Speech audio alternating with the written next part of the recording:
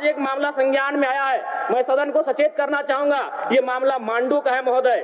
मांडू के प्रभावित गांव बसंतपुर, पचड़ा, कोतरे, बालमहुआ, हुरदाग, रहवान, पचमो, इचाकडी, बरगैया, ठोठाटा, लइयो, दनिया, यहाँ एक कंपनी है। उस कंपनी का नाम है पावर मेक लिमिटेड और उसकी सहयोगी कंपनी अमर इंडिया लिमिटेड। इनके माध्यम से खनन का कार्य होना है अध्यक्ष महोदय। विगत 2-3 दिनों से लगभग 500 की संख्या में महिलाएं धरने पर बैठी हैं। ये मामला मैं सरकार को आपके माध्यम से संज्ञान में देना चाहता हूं। अगर सरकार संवेदनशील है, क्योंकि लॉ एंड ऑर्डर की बात करती है, ये सामाजिक न्याय की बात करती है, विधि कानून की बात करती है, तो भारतीय संविधान आर्टिकल 14 कानून के समय सबको बराबरी की बात करता है।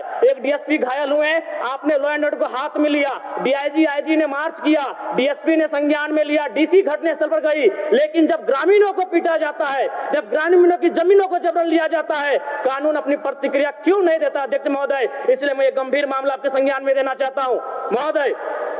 भारतीय संविधान आर्टिकल 301 कहता है, क्योंकि इससे पहले जो जमीन का मामला था वो हमारा मौलिक अधिकार था, लेकिन संशोधन करते हुए 300A में डाला गया है। वर्तमान वो हमारा मौलिक अधिकार ना होकर संवैधानिक अधिकार है अध्यक्ष महोदय।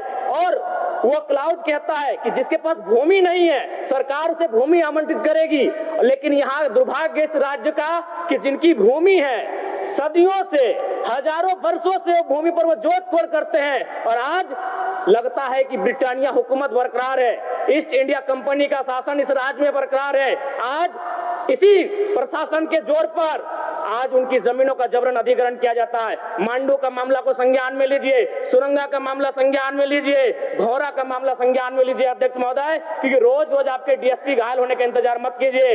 विधि के समक्ष अगर सब बराबर हैं तो रेतों को भी जान जाती है, रेतों को भी चोट लगता है। इस मामले को संज्ञान में लेंगे महोदय।